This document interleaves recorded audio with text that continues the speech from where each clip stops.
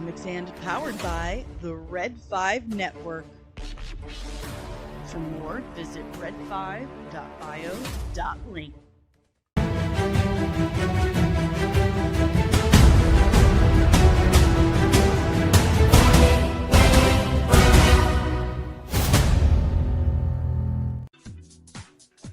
Good morning. Happy Friday, everybody. How are you? Did you have a good week? How about that show yesterday?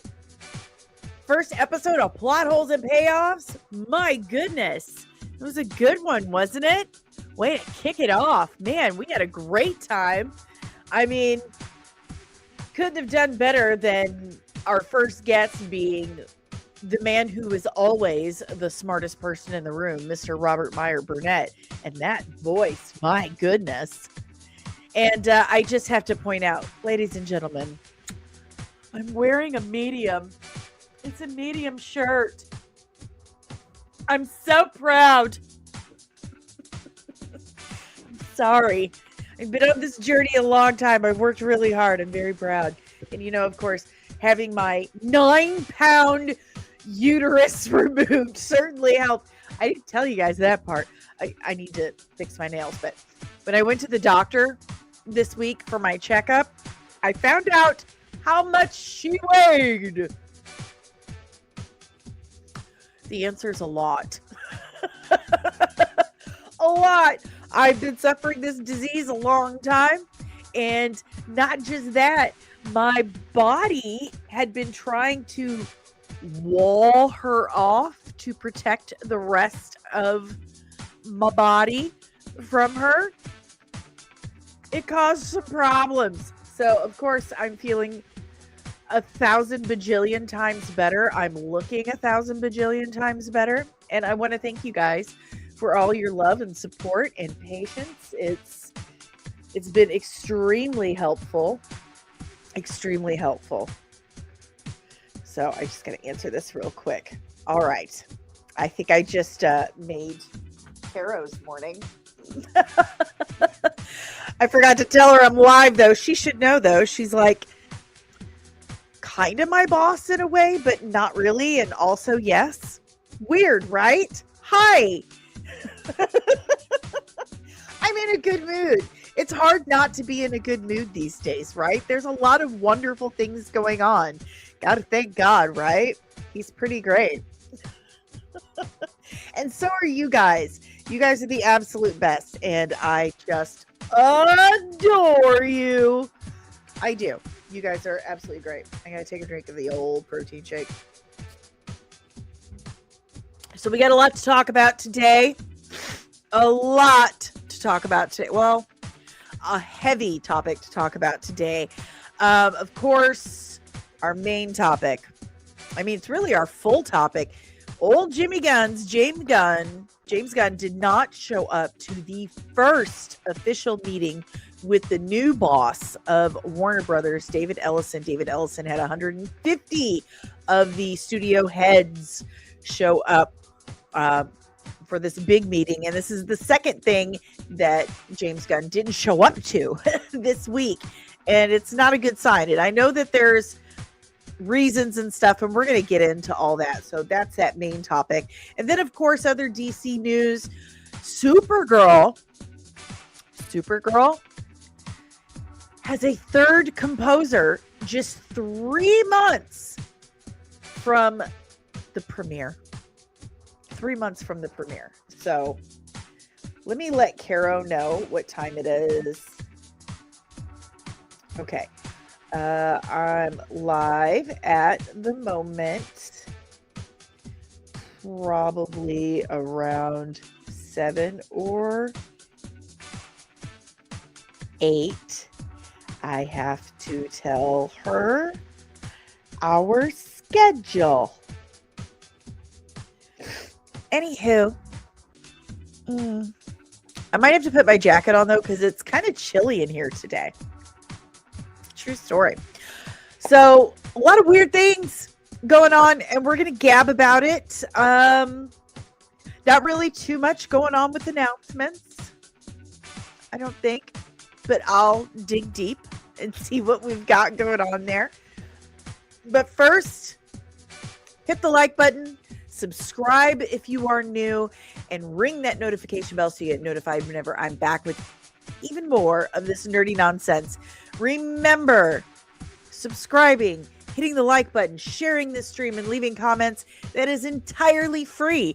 And it lets our algorithm overlords know you really like me, and you think other people will too. Now, for $2, you're gonna get a hot take. You're gonna get a hot take.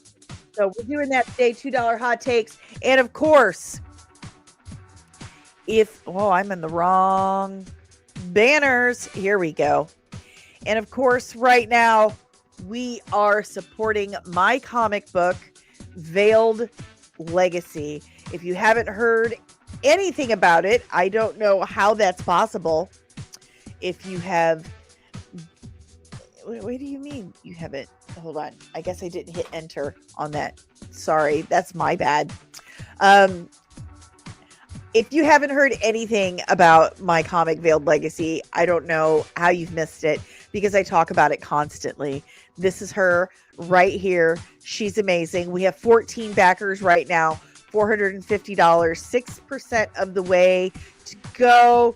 There she is, Emma, a superhero vampire slayer hunter with a weaponized prosthetic leg with a stake launcher, iron spikes, toe knives, and a bad attitude. And of course, those are our vampires. And if you want to pitch in, it's just as little as $1. And of course, each single donation, contribution, whatever you want to call it, each backer gets an actual thank you, an actual physical reward. So if you chip in, let me know. I'll do something special for you. I really appreciate my backers, and I do what I can. I try to keep them up to date. And of course, you can pitch in on the Patreon as well. That is a monthly subscription, and you get all the behind the scenes stuff, as well as weekly. Like today, I will be recording a behind the scenes about my entire creative process and what I'm working on. So there is that. And now let's move on to our good mornings. Remember, all members in the Nerdling Army and all super chats get their good mornings first.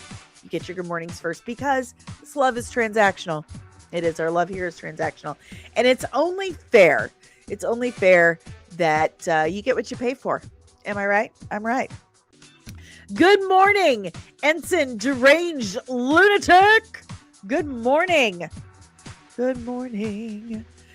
Good morning, Lieutenant Mama Penny. Good morning. I don't know why I have to sing it, but I think it's because my grandma always sang. She sang good morning to me. All right, those are the only 2 members we have in right now. But as I said, we are a laid-back army, and we tend to trickle in. It's fine. I'm okay with it. Good morning, Brimstone. What's up, homie? Buenos dias, Fernando. Good morning, Monique. Fantastic Friday to you, and thank you. It's a medium. I'm very proud. Good morning, Hunter. And yes, Caro is awesome. Good morning, Scuttlebutt Podcast, the podfather himself, Rosif. James Gunn getting canned. Kathleen Kennedy gets hired at DC. Big news. Shut it. Good morning, the night begin to shine. I think the DCU's been in trouble. That's just my opinion. Good morning, Maria. Good morning. How is ya? All right, guys. Time to turn the music down and do some announcements. I feel like I need like a drum roll.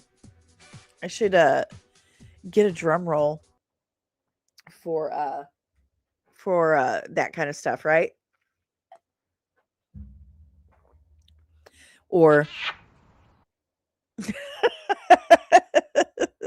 I need something like that. Something. I forgot to put you guys on the screen. There you go. There you go. Okay, guys. Announcements. Where are we at? There you are. Okay. So just a reminder, next Thursday and Friday, I won't be here. I won't be here. What the? This is very strange. This is very strange indeed. My banners have completely disappeared. The ones that I typed in before the show even started. Very strange. Let's see. Let me type this back in. I'm sorry, guys. StreamYard is messing with me. StreamYard's messing with me. Come.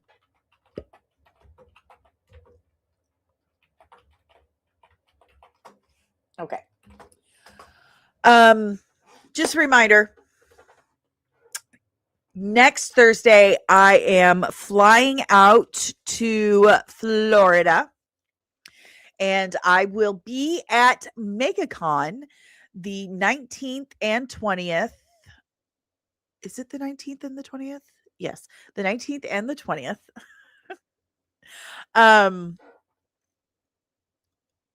At the Rippaverse. I don't know where my brain just went. I'll be at the Rippaverse booth the 19th and the 20th, both days, and kind of meandering around. So if you are in or around the Orlando area, or if you are going to MegaCon, come see me. I'm going to be giving out goodies. I'm going to be giving out some comics and goodies, some Red 5 goodies. I'll be giving out some Veiled Legacy goodies. So come see me if you want some pictures, if you want me to sign some things. I don't know if that's actually worth anything to you, but if it is, I will do it because I love you guys and I'm happy to do so. This is absolutely, yes, it is my first MegaCon, and wouldn't you know, it's my first nerdy convention, period. I've been to hair conventions because cosmetologist and salon owner. I have been to special effects conventions because special effects artist. Did that. You absolutely should, and you should do it extremely fast. Like you should do that today. Go do that. Please. Good morning, Cosmortal Comics. Yeah, I've been to a couple other conventions, but I've never been to a Comic-Con. So I'm very, very, very excited, and I'm very, very nervous. In my daily prayers, I have been asking God to make sure that I'm not weird and that I don't get all like rah with people. So that I don't let my Irish and Latina mix too much and throw some chanclas and fists. So but I am very, very, very, very excited. I very excited. And I really hope that some of you guys can come see me. I've got some goodies packed, and Ro is going to send me some Red 5 swag to send out. So there's that. Also, big thanks to Nadja, to Horror with Nads. She sent me, I'm going to show you. I've got to show you.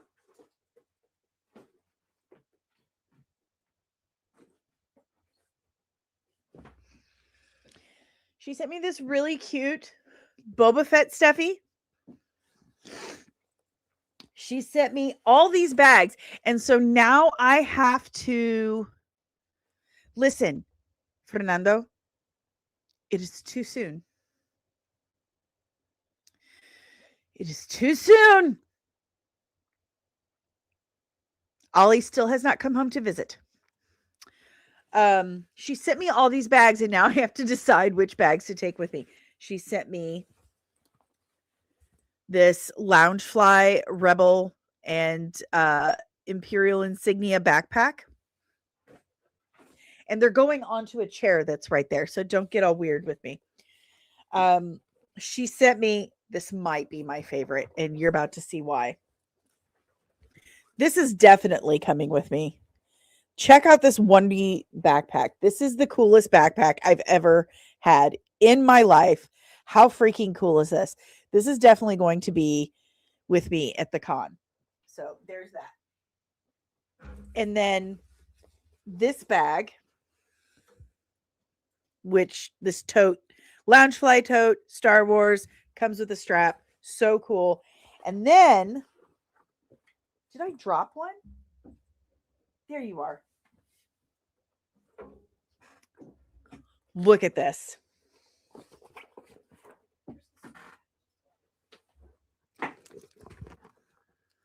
It's a Boba Fett purse. I'm just dying. I'm dying. And then she sent me 6. I don't know if you can see them. They're over there by R2D2. But 6 Wonder Woman Funkos. Total surprise on the Funkos. I don't know why she did. I think she was cleaning stuff out and she said she wanted it to go to a good home. I could not be happier. And now I have too many bags to take to the con. So very excited. So I'll be there Thursday and Friday, definitely. Do I want to go Saturday? But come see me. I'll be hawking my comic and meeting people. It'll be fun. I'm there to work, though. I'm there to work, and I'm very excited to do so. So there's that. And then the rest of the time, I will be there taking care of my grandparents. So a little worried about my pawpaw. I love that man. That's me and my pawpaw the day I graduated high school. That's how much I love him. He stays right here on my desk. So also, that means I won't be back until Thursday, the 26th. That will be our second episode of Plot Holes and Payoffs. Our special guest for that episode, Bo DeMaio. And we will be talking about Sinners. We are very excited about that episode. Bo is really excited about that episode. We're all very excited about that episode. So make sure you have your notifications turned on and your reminders set. So the 26th, Thursday, 10:30 a.m. Central Standard Time, Bo DeMaio live stream. So make sure you are here for that one. We will be streaming from the convention. You will. You're going to get some live streaming. I'm going to be live streaming from the convention. And guess what? Guess who else is going to be at the Rip-A-Verse booth? On Thursday, Nerdrotic and D-Day Cobra is going to be at the Rip-A-Verse booth with Caro and I. So we're going to try to get him to say hi while we're live streaming. And then Friday, Eric July and Critical Drinker will be at the Rip-A-Verse booth. So we're going to try to get them to say hello on the live stream if we're lucky. Or maybe if we can't get them to say hi on the live stream, we'll get them to like wave at a video or something, and we'll see what we can do. But we will be doing some streaming. We will get some footage of the convention. I promise you guys. So I will have some means to do some kind of editing while I am there. So you guys will have some content of MegaCon while I'm there. I promise. Okay. I promise. Okay. So there's your announcements. MegaCon next week. Okay. And then week after next, Big Stream second episode of Plot Holes and Payoffs with special guest Bo DeMaio. Very excited. Very, very excited. Yes. Yes. My mind is exploding. My mind is absolutely exploding. So, all right, guys, let's dive into it.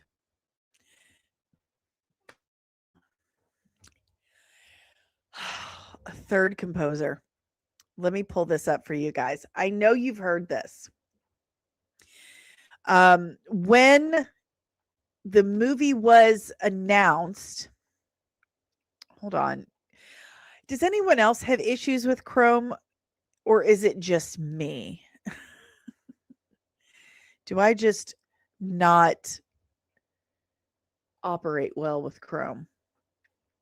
Okay, let me show you guys what we've got here. Because, you know, it makes you press like 100 buttons to share anything. Okay. So when Supergirl was announced, when they were talking about how great it was going to be, the production, I'm going to screw up his name.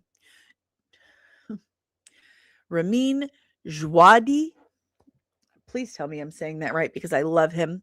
Ramin Djawadi was announced as the composer. If you are not familiar with Ramin Djawadi, I have 3 words for you. Game of Thrones. I have another word for you. Westworld. He is an incredible composer. He's an absolutely amazing composer. He's just an amazing composer. And if you have heard a note of Game of Thrones, that stays with you. He's very, very good at setting the perfect tone for a series, for a movie. He's very, very good. And he's very passionate and dedicated to his craft. Very passionate and dedicated. He stepped away for reasons unknown. And I'll look into that real quick. Good morning, Johnny Dome. I apologize. I heard Craig just didn't like Junkie XL music for the movie. We haven't gotten to that part yet, but thank you. I hope you like and subscribe. So let's Google real quick to see why Djawadi walked away. Why did Ramin Djawadi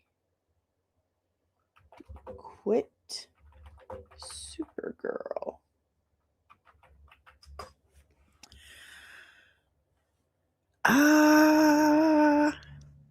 Not for quitting, but the studio in a creative shift. Official reports confirmed Djawadi was replaced. Okay. So I guess they just didn't like what he was doing, which is wild to me. Can you imagine the guy behind Game of Thrones and freaking Westworld? You didn't like what he was doing? The guy's amazing. He's a genius. He's a prodigy. He travels the world playing full concerts. You know, just blows my mind. Blows my absolute mind. So then later we hear that he was replaced by Tom Holkenborg, Junkie XL, who did do Batman versus Superman, Mad Max Fury Road, Wonder Woman, which the Wonder Woman music was absolutely top notch. I really can't disagree with that. It's just incredible. He is a very, very good composer. And I've had that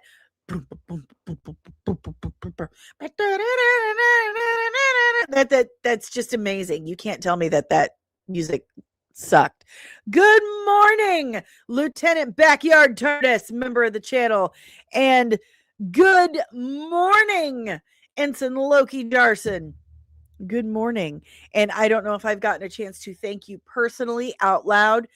Thank you so much for backing my comic book campaign. I really appreciate it. That means so much to me. You have no idea.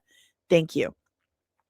But the score for Fury Road was really good. So was for Wonder Woman. It's just so good. So here we've had two amazing composers. Ramin Djawadi, Tom Holkenborg, Junkie XL, incredible and accomplished, award-winning composers.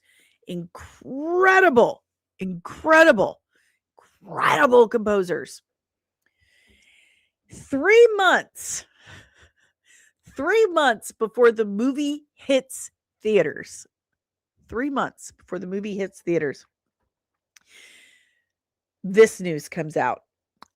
Claudia Sarn, who's composed such memorable hits as The Book of Eli and End of Watch, has replaced Tom Holkenborg, Junkie XL, as the composer for Supergirl, making her the third composer attached following Holkenborg and Ramin Djawadi.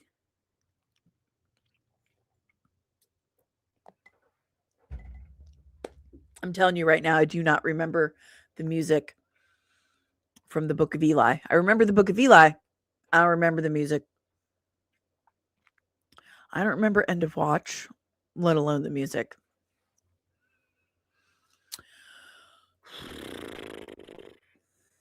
Book of Eli is a really good movie, but I don't remember the music. What's the dealio? 3 months before the movie drops. Sorry, my lips are a little dry. Trying to stay hydrated, y'all.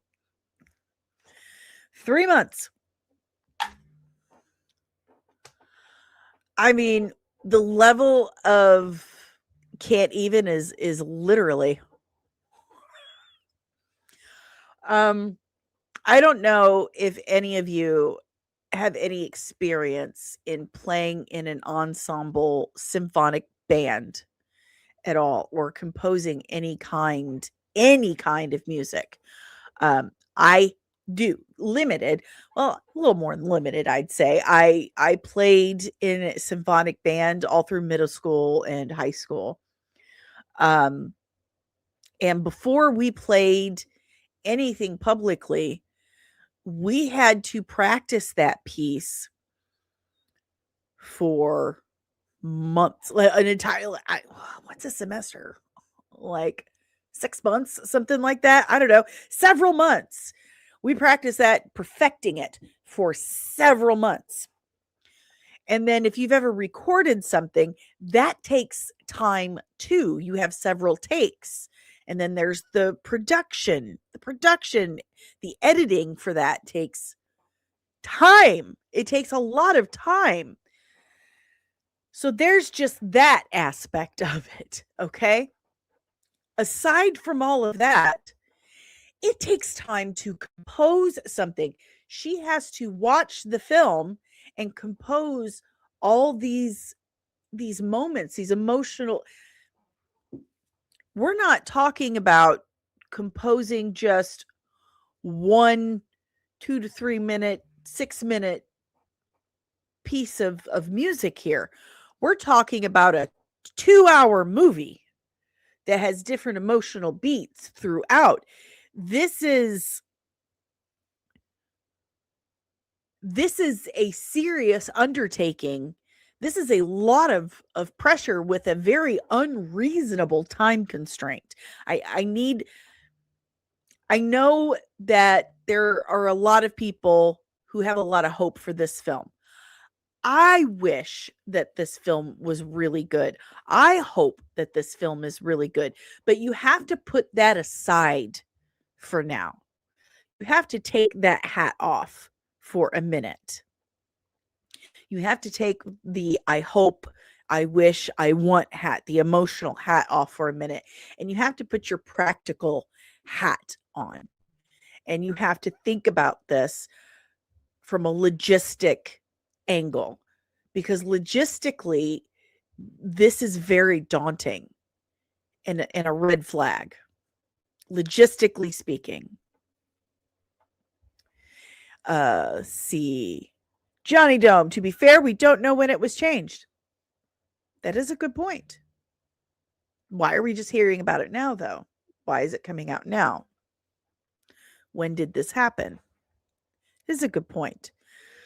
But if this is a recent change, and I will try to be aware of my language when I say this, but if this is a recent change, this is one hell of a logistical undertaking. This is an insane amount of pressure. Insane. And I am curious as to the reasons behind why this was done.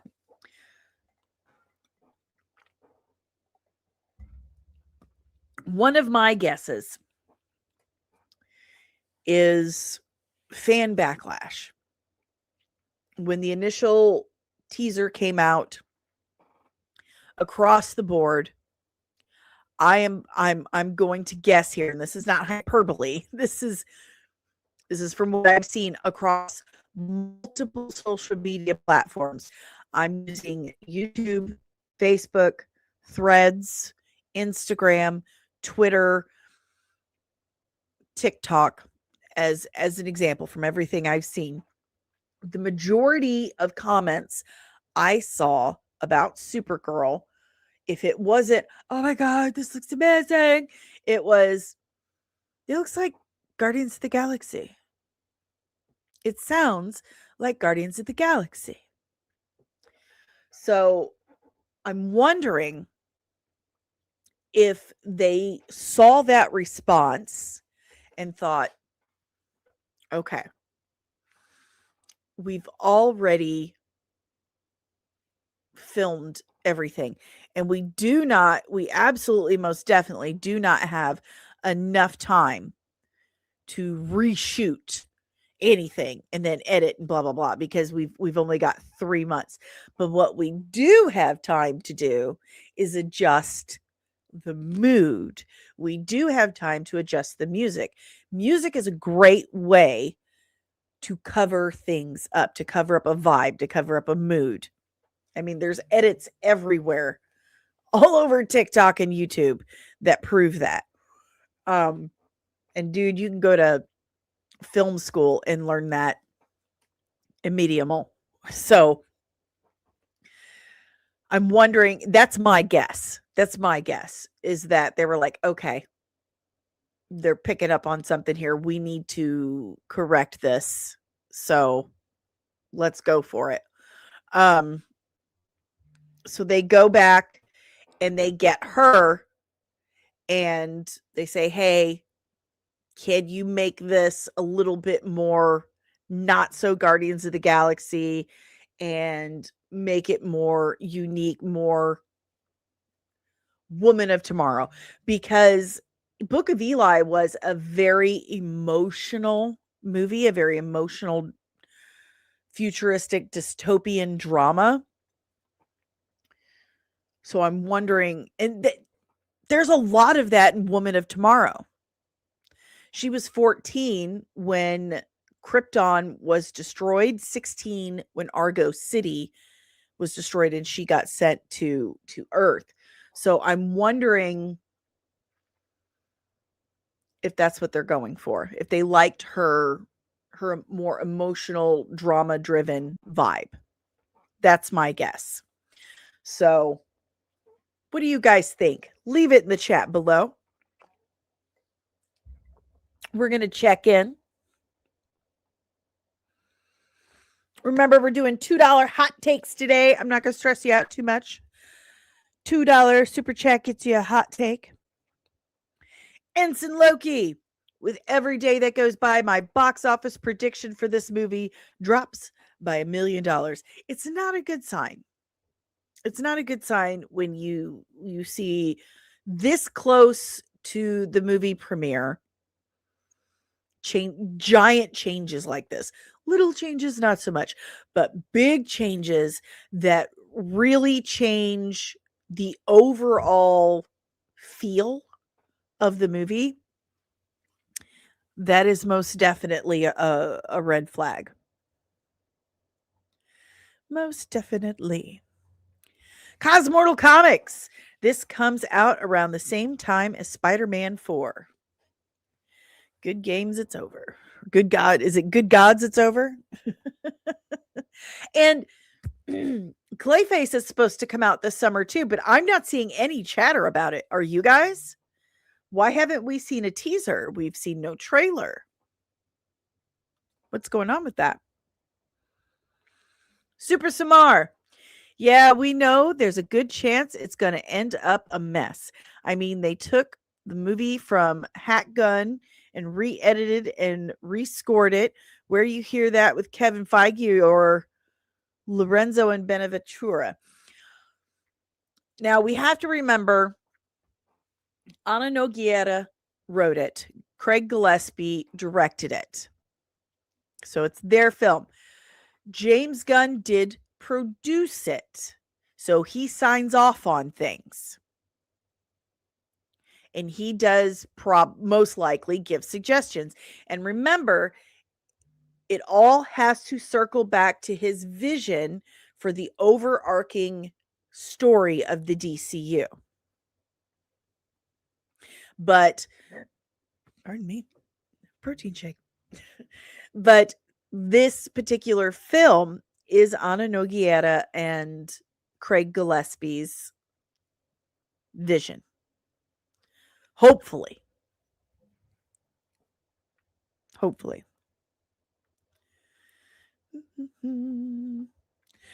Johnny Dome. Smart would be composer choices being in the screeners, so it's faster. That would be smart. Kind of like here on YouTube, we have ABC testing for our thumbnails and titles. They could do that. That's a really smart move. Work smarter, not harder, I always say. I should have tested out all three. Super Samar, I'm talking about last year's movie directed by him. Okay, so you're talking about Superman. That's right. They moved, you're absolutely right. They moved Clayface. I forgot about that. They moved Clayface to right before Halloween, and that was a smart move. It was a very, very, very smart move. I gotta adjust. I need a new chair. This chair is not comfortable. Hey, there he is. Good morning, contributing editor, Kino Reviews. Ba-da-ba. I can't stop doing the trumpet for you now. It's your own trumpet. Yes, ha ha ha, silly me. I forgot something. Good morning, Alfred. Welcome. Welcome. I do love trolls. You guys help out so much. I appreciate all your hard work. You do help out. Okay, guys. So do we think, let me fix this because it's kind of hurting my ears. Ugh, it's hurting. Oh, there we go. That's a little better. That's a little better. Expecting Clayface promotion third quarter of the summer. I was hearing something about maybe a teaser coming along with the full trailer of Supergirl. Did you hear something? That's what I heard, something like that. Oh, no. I'm so sorry, Alfred. That's why I called you a troll. I hope I've cleared that up. I'm so sorry. I didn't mean to I hope, yeah, I didn't mean to cause a misunderstanding. You have a nice day. Okay, guys, let's move on to our main topic of the day. And I still feel like I need to get like a drum roll or something for that. Or maybe a. There we go. How's that? How's that? Is that better? Jimmy Guns is a no show. Jimmy Guns is a no show. And I know that some people do have their input as to why that could possibly be. I know that he did post some things on his social media that he was back in Cleveland uh, at the Daily Planet building, taking pictures, location scouting. Yeah, okay, but he's been there before. He's been there before. He knows it exists. Um, he knows it exists, right? And there are such a thing as location scouts. And this isn't the first thing he has missed this week. He missed the Saturn Awards too. Like he sent Freddie Stroma, his wife Jennifer Holland, and what was her name? She played she was in Peacemaker also. And they picked up the award for best sci-fi series, which I still think is like a stretch. I'm gonna sign up to vote on Saturn Awards and start doing that. Because I just struggling to grasp that one. Anyway, it's the very first meeting with the new boss. 150 studio heads were there, except James Gunn.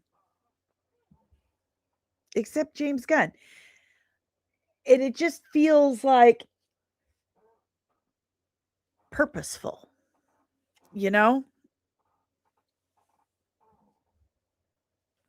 Samar, you think he trying to film the movie ASAP so that it has to be released after he's gone? Can't wait to see how funny Brainiac's gonna look. Possibly, but also, does that even really matter? You can write something off. You can totally write something off. Yeah, I agree. I think he's tired. I don't think he wants to be a studio head anymore. I think he just wants to be a filmmaker. And that's the thing. When you are a studio head and a filmmaker, that studio head job comes first. You have people to do things like scout locations, especially when you've already been to said location and you and used it in a previous film. You know what I'm saying? Like that's already been done. So this is an article from that Park Place, and I'm using this for the specifics. And it says, as new leadership structure begins to take shape at Warner Brothers Discovery, a meeting led by David Ellison reportedly brought together 150 employees to outline the future of the company. But one absence from the Ellison meeting immediately caught attention: DC Studios co-head James Gunn. While Gunn's absence may have a practical explanation, the situation still raises eyebrows given the scale of the meeting and the significance of Ellis's growing influence on the studio. So here's the thing. It was a very DC Studios centric meeting. And you're telling me like, oh, well, Peter Safran, that's his part of the deal. He's supposed to do all the meetings and stuff. And James Gunn does all the creative stuff. But that doesn't mean that he just makes films. That would make him just a filmmaker. He still has to go to meetings. He just directs the creative process, the creative flow of it. And Peter does things like money, spreadsheets. Okay. James still has to know what's going on in the company. He still has to meet with bosses. That's still important. So I'm just not buying the whole yeah, Peter goes to the meetings and then he just gives James the cliff notes. No, if it's important, I'm going to want to know everything. Like, I'm going to want to be there and hear someone's tone of voice. I want to see their body language. I want to notice other people. I want to see and hear what's going on. So it goes on to say, Gunn, however, was not in attendance. That stood out because Gunn serves alongside Safran as one of the two primary architects of the new DC studio slate. When leadership changes occur for a new corporate power structure begins to emerge, studio heads are generally expected to be present at major meetings that shape strategic direction. Instead, Safran represented DC Studios at the gathering. Ellison reportedly emphasized DC. While James Gunn was absent, DC was still a topic of discussion at the meeting with Ellison. According to DC, Ellison referenced the comic book brand during the discussion about Warner Brothers Discovery's future direction. He leaned into theatrical more than when Netflix co-CEO Ted Sarandos spoke to the executives back in December. And one insider said, and he name-checked DC twice. He loves DC. That emphasis on theatrical strategy could be an important signal as Ellison becomes more involved with the studio's long-term planning. Warner Brothers Discovery has struggled to establish consistent box office momentum in recent years, and DC in particular has undergone multiple resets as leadership attempts to stabilize the franchise.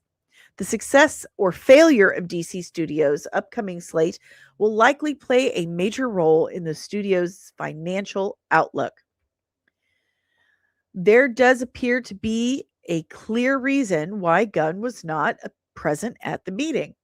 The filmmaker recently posted on social media from Atlanta while working on pre-production for the upcoming Superman Man of Tomorrow. Pre-production can be long and lonely, so I love it when friends come along to visit in Atlanta, Gunn wrote on Instagram. That post suggests Gunn is currently deep in preparation for the next chapter of the DC film universe. Still, critics argue that popping over to Warner Brothers Studios for one day, to meet the next chapter of DC film universe, eyeballs. To meet with someone as important as the new owner of the studio is something that may have necessitated a detour. Many are wondering how Gunn will coexist with Ellison, given the director's well-known hatred for Trump and Ellison's past support of the current administration. Some have even surmised that Gunn will resign when his contract ends in 2027 if Paramount takes control of Warner Brothers Discovery. I think it's when now. Production on the upcoming Superman project, Man of Tomorrow, is reportedly scheduled to begin filming around April 17th. If that schedule holds, Gunn will be in Atlanta for intensive pre-production work. Would explain why he was unable to attend the Warner Brothers Discovery gathering. Even without Gunn in the room, DC Studios still had representation. Peter Safran attended the meeting and remains a central figure in the studio's leadership structure. Unlike Gunn, Safran has long operated as a producer within the Warner Brothers system, which gives him broader ties to the company's internal operations. His presence likely helped maintain continuity between DC Studios and the broader Warner Brothers Discovery leadership team. Mike DeLuca and Pam Abdy, who oversee Warner Brothers film operations, also attended the gathering, reinforcing the importance of the meeting with the studio's hierarchy. By the way, Mike DeLuca and Pam Abdy are the only ones who have had their contracts fully extended. Peter Safran and James Gunn have not. So, just throwing that out there. Even with the Atlanta explanation, Gunn missing Ellison's first major Warner Brothers Discovery meeting is still likely to draw attention.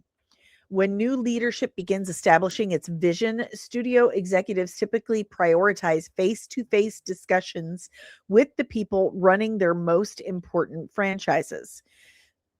DC remains one of Warner Brothers Discovery's most valuable brands, which means any major strategic conversations about the company's future will inevitably involve the studio's comic book properties.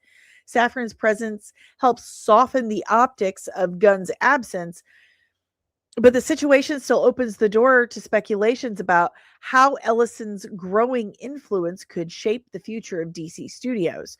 With a new Superman film on the horizon and a major DC reboot underway, the relationship between Ellison and the leadership of DC Studios may soon become one of the most important dynamics inside Warner Brothers Discovery.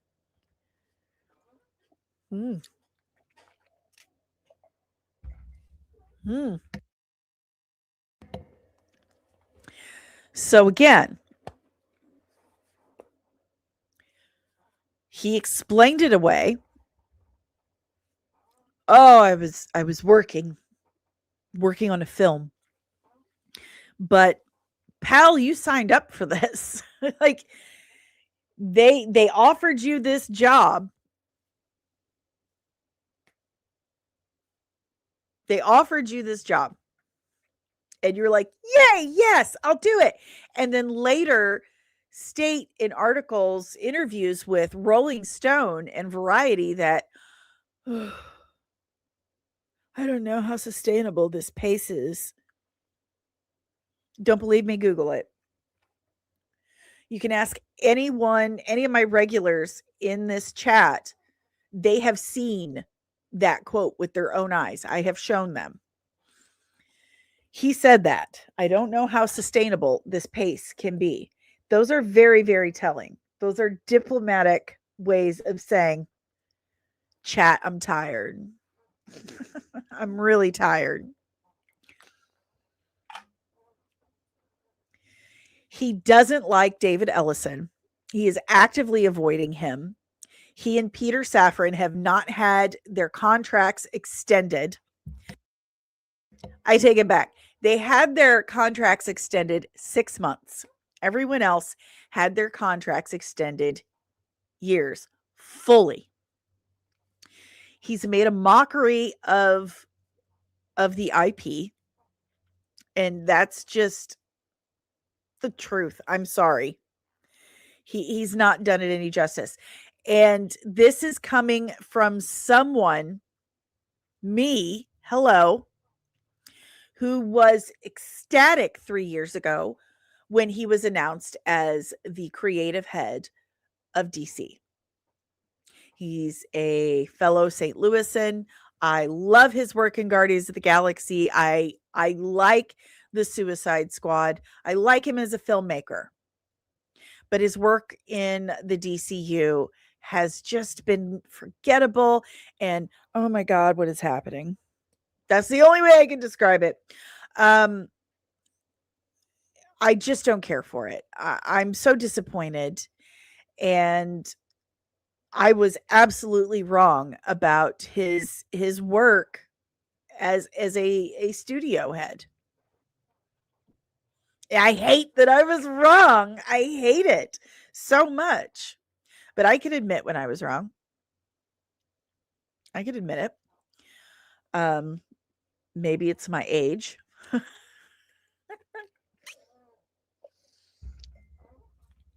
I do not think he is sticking around. I have been told since late October, early November by one very specific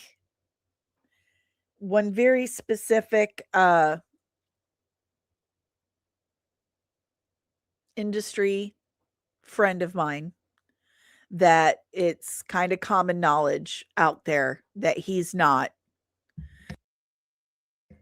sticking around. That it's a lot. He didn't realize the amount of work, and he doesn't want to do it. He doesn't want to do it anymore. Like he in that Rolling Stone article, he said, I just come off of doing Superman and I was tired and I really didn't want to write Peacemaker season 2, but I had to. So we did. So we've had Blue Beetle. Blue Beetle was actually the first DCU movie. So we had Blue Beetle, which I liked. We've had Creature Commandos, which was okay, but forgettable.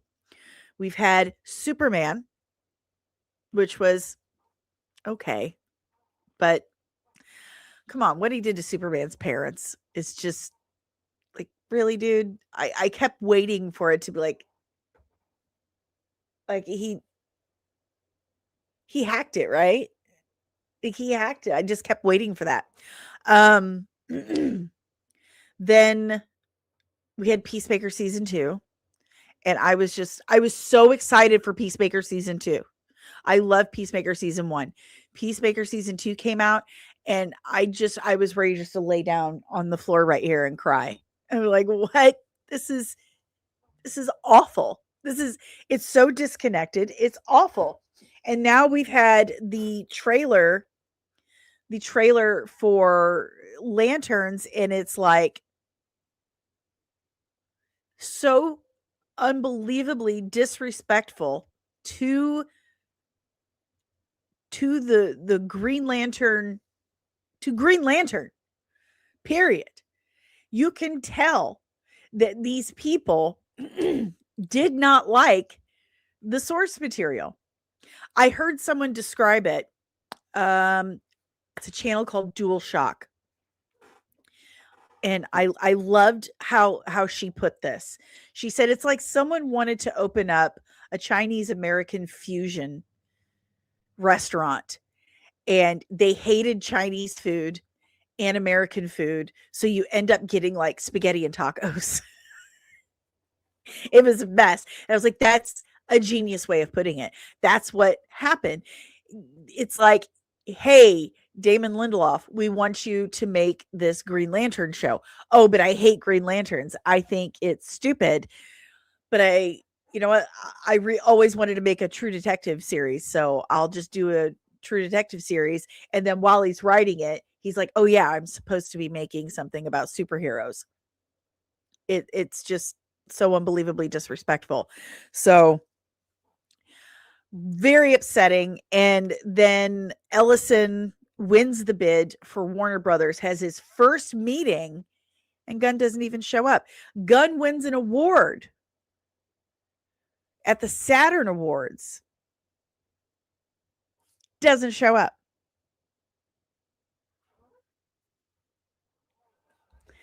So let's check in with the chat, see what you guys have to say. At least some of you.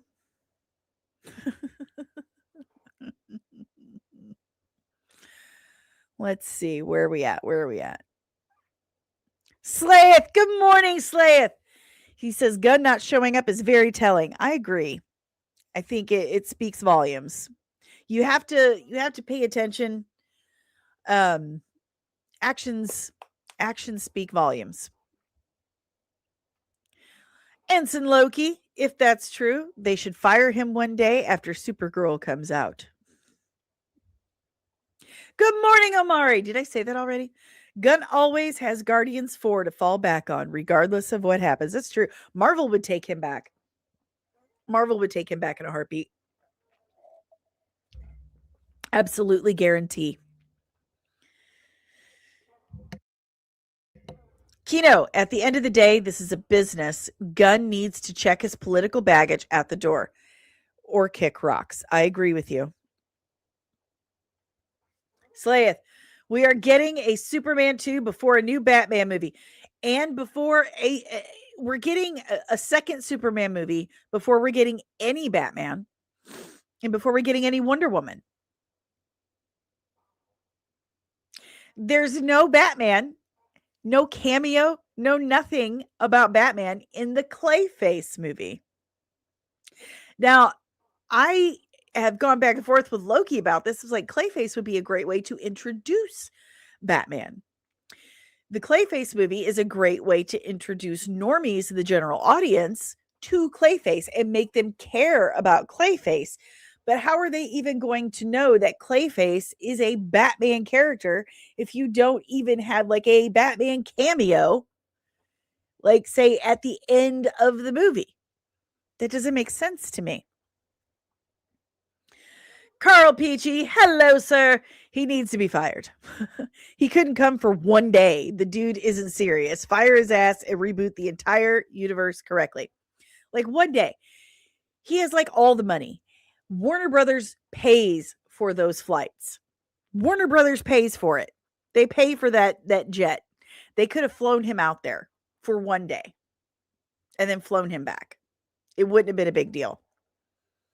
It's an important meeting. And like the article said, like I said, it's very important to have those face-to-face meetings.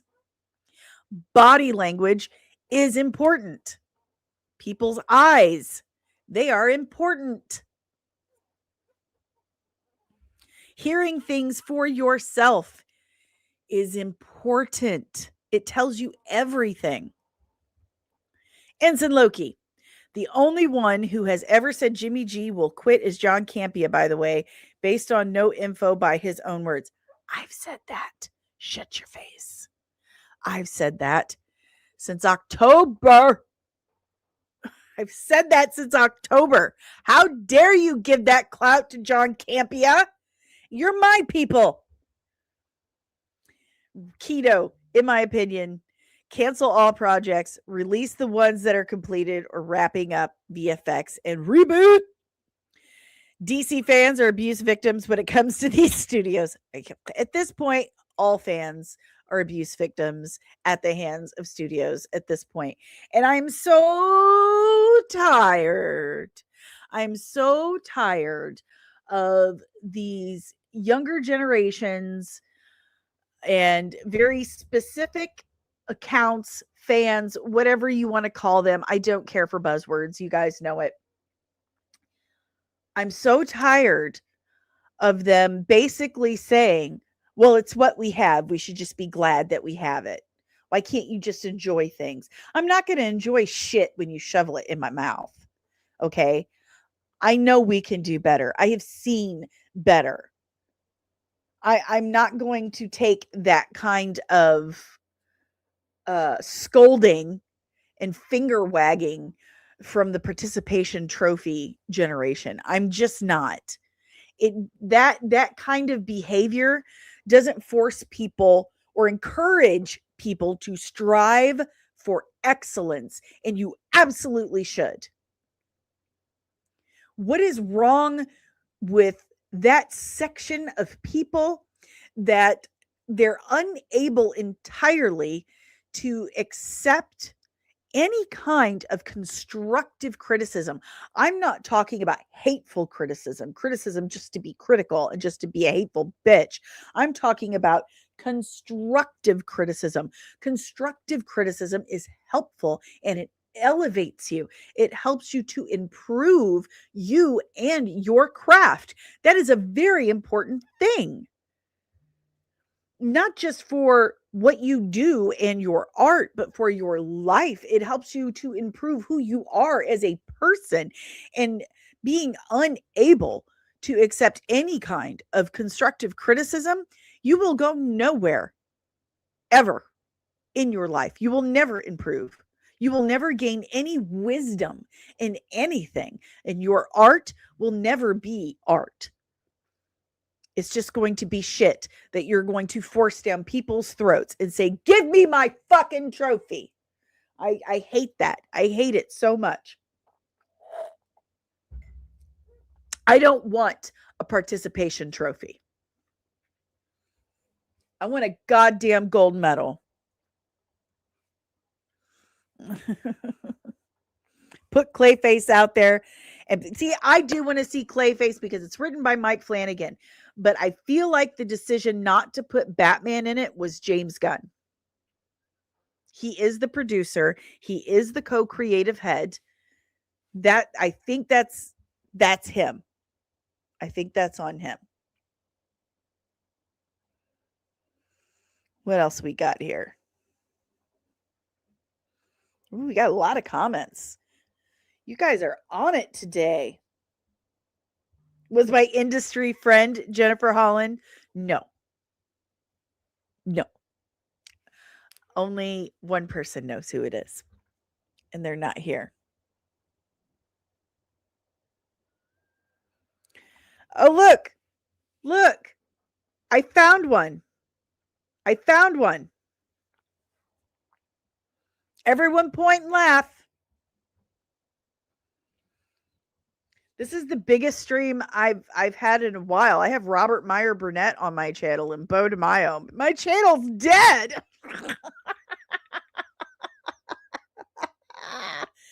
You jealous asshole. Superman was memeable. That's what they're doing. They're making meme movies. They're making movies for memes. I absolutely hated what he did to his parents. He missed the entire point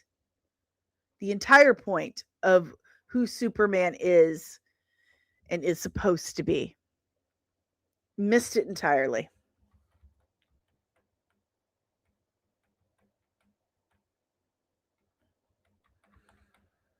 Let's see.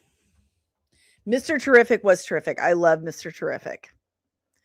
But Mr. Terrific shouldn't have been the best character in a Superman movie. Absolutely not.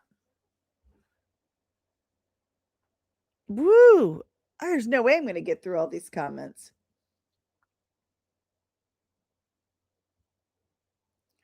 So many. Cosmortal Comics. Comic book fans are always attacked for daring to have standards for billion-dollar studios. Right? Like, how dare we? And Robert Meyer Burnett said it the other day. It's literature. It's still literature. Someone wrote this. Someone took time, agonized over it, edited it. Someone drew this, took time, painted it, put it together with all their hopes and dreams and put it out there to the masses. Who the fuck are you? Who are you to sit and look at this and, you know what? This is stupid. I can do better. They are still looking down on comic books. Still looking down on comic books. But they want to make them. They want to make these comic book movies, but they still look down on us. It's garbage all the way around.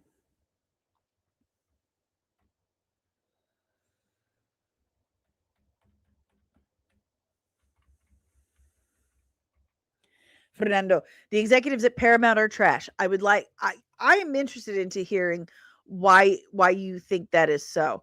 The movies they have come out with in the last few years have done amazing. At first, I was like, oh God, this is going to be terrible. What have they come out with? It looks awful. Oh God. Oh God. And then I looked at all the movies they've come out with in the last few years, and they've done well at the box office. Incredible.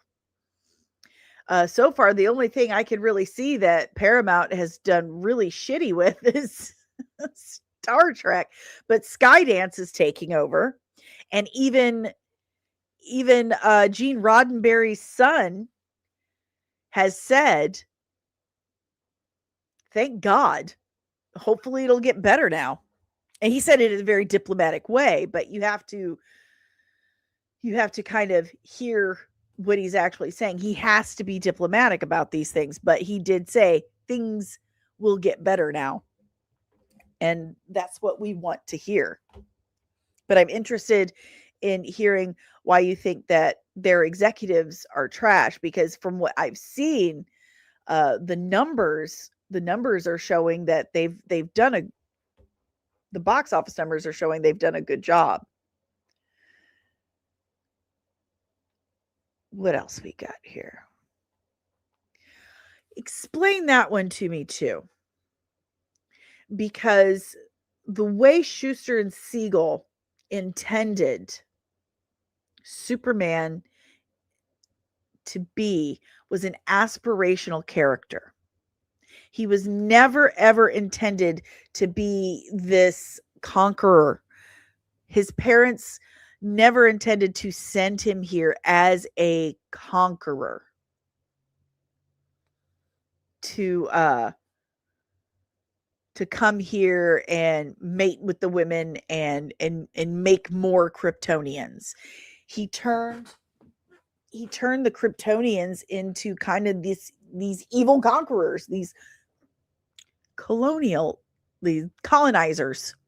He turned them into colonizers. I don't care for that, because the whole point of Kryptonians was an immigrant story, and that immigrants aren't scary. That's what Kryptonians were supposed to represent. Superman was a Jewish immigrant superhero written by two Jewish teenage boys, sons of immigrants, who wanted to create their own superhero during World War II. One that he kind of looked like the muscle men wrestlers of the day, and to show people that immigrants aren't scary. They just want a better life. He was a refugee. That's what he was. They're not scary. And what Gunn did is reinforce the idea that refugees and immigrants are here to take over.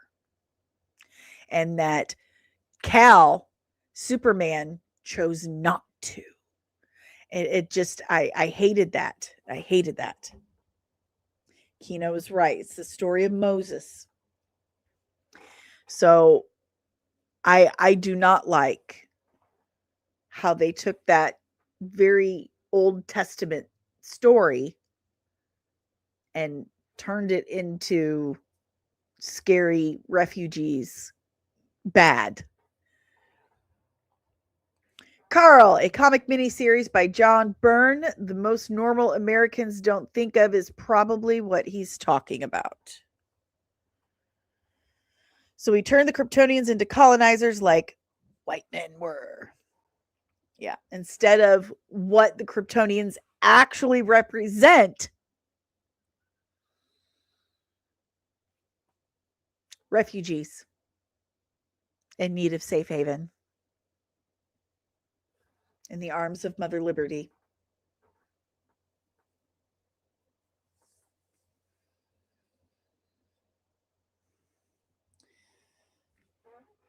But, honey, the creators of Superman are Jewish, and they don't believe in Jesus. They believe in Elijah and Moses. So he's Moses. But yes, I do see what you're saying. Christians do see him as kind of a Jesus figure, but he's really based on the Old Testament, which is in the Torah, the Jewish Bible, Moses.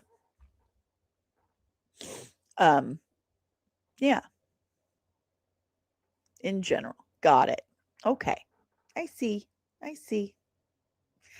But I think all in all, we can all kind of agree that, we had high hopes and it's not looking good. And more, it's kind of looking like he's being a little bit more obvious with it. He's like, yeah, I don't give a shit. I don't like that guy. And my days are numbered. I'm not sticking around. I don't care. I don't care.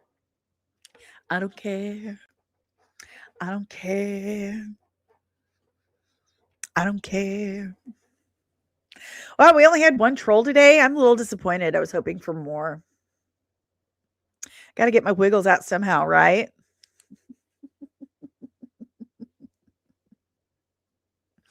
I do like that punk rock song, though, by the Teddy Bears.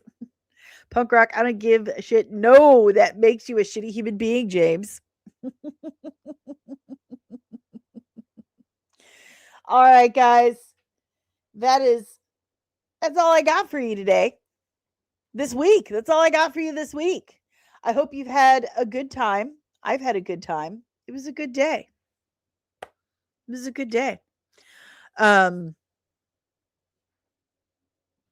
Had a great week. And I'm really looking forward to next week, because what's happening next week, guys?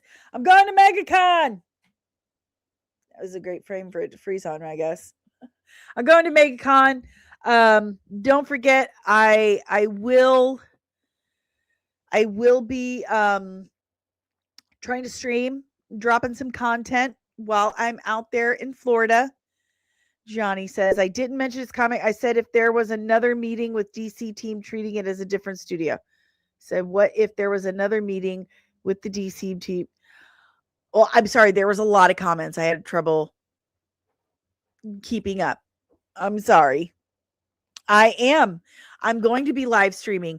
Thursday, I'll be live streaming from the booth. Nerdrotic and D-Day Cobra is going to be there. We're going to try to get them to say hello. Friday, Eric July and Critical Drinker are going to be at the booth. We're going to try and get them to say hello. That's not it. Hello. I can't say July and hi in the same sentence. It's just not possible for me. But it's not a guarantee. I'm just going to try to get them to say hi. Okay. If anything, I'll just turn around and be like, there they are. So anyway, I'm going to do my best. I'm going to stream from the convention, and I'll also drop some content. So sorry. Apparently I stim by playing with my hair.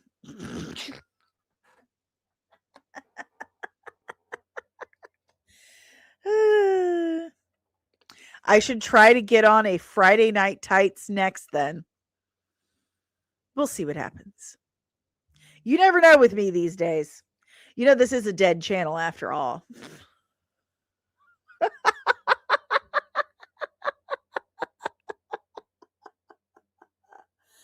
Oh my goodness. Oh, it's okay. One of these days, Kino. One of these days. No worries, man. It's all right. But anywho, do me a favor, guys. Do me a favor. You see that link going around the bottom there? I really need you to do me a favor. Okay? It's only $1. Just $1. It's only $1 to back the campaign. Only $1. All you have to do is click on that link I just dropped in the chat and click on that first. Just scroll down a little bit. Click on the blood drops. choose that reward. It gets your name in the back of the comic book. $1. That's it. Just $1. Just $1. And it helps get my comic book published. So if you guys could all please do that for me today, just $1. Please. I'm begging you. Just $1. Help get Veiled Legacy made. And all of your names go in the back of the comic book. $1 and your name ends up in my very first comic book. How freaking neat is that? It's worth it, right? Just $1. Please help. Please. It makes my day. You can also help make my comic book dreams come true by tipping at buymeacoffee.com/comicsandmua. If you just, am I pointing to it? It's the QR code above with the little coffee cup. If you click that right there, that takes you to buymeacoffee.com/comicsandmua, and you can chip in as little or as much as you like. Hello, Andrew. Hello. We were just talking about the comic book. There's a link in the chat. If you click on this link right here, no, it's Yes, Deranged Lunatic. This one right here, that comic, comic, $1. If you click there, it takes you to fundmycomic.com, and you can chip in $1, and your name goes in the back of my comic book, and you help get it published. It's super, super cool. So you do that. And then there's also Buy Me a Coffee. And now my Patreon is completely dedicated to Veiled Legacy. If you join the Patreon, there's 4 different tiers starting as little as $3 a month. You get all the behind the scenes action on what it takes to build this comic book. Every Friday, like today, I record a vlog and upload it to Patreon and tell you guys what I've been working on, what's going on. I show you all the stuff that I'm doing. So you get to be the first ones to see everything, all the concept art, all the rough sketches, everything goes to Patreon, and all the completed stuff later goes to the Fund My Comic. And apparently I need to do a Kickstarter too, and Caro's going to be talking to me about that next week. So there's all that stuff, but I appreciate all the help. And also, if you go to patreon.com and sign up, that's the only place where you can get exclusive Veiled Legacy merch. And you get that every 3 months for the first year of your membership. So check that out, patreon.com/comics. And I do have a merch store where you can get the new comics and mug. Did I put that up here? I don't know. Yes, I did. That's the mug. But you can get all kinds of other merch at comicsandcosmetics.etsy.com. All of this that I've been telling you about can be found at my website, comicsand.com. Information about the channel, the comic book, a little bit about myself, my portfolio for special effects looks, some of my reviews, and all of my social links at comics-and.com. This podcast is powered by the Red 5 Network. We are a collective of exclusively nerdy podcasters and content creators here to educate and entertain you. So if you like this podcast, chances are you're going to love more of what the Red 5 Network has to offer you. So go to red5.bio.link today to discover more of your Red 5 family of podcasts. Well, guys, I hope you've had a great week. I've had a great week. I've got some stuff to do. I've got a vlog to record. And hopefully you guys go over to fundmycomic.com and drop a buck in, just $1 to help get the comic book made. It's been a great stream. Hey, there's Lord Toth. Have a great weekend, everyone. I'll see you Wednesday this week, but then you will be seeing me from the convention floor. Very excited. Have a good one. Support indie comics and keep your eyes peeled. Bye.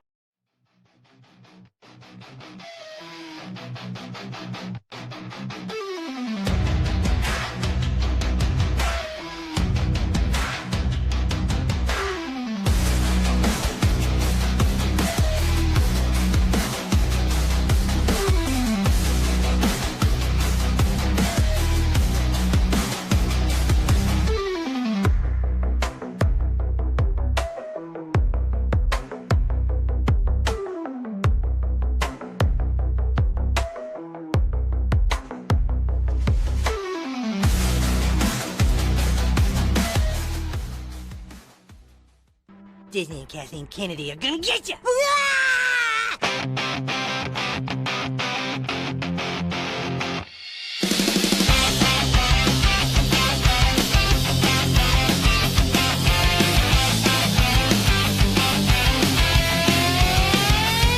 Hey nerdlings, gather around. Dani's in the house and the hype's inbound. From sci-fi dreams to super real schemes, she's the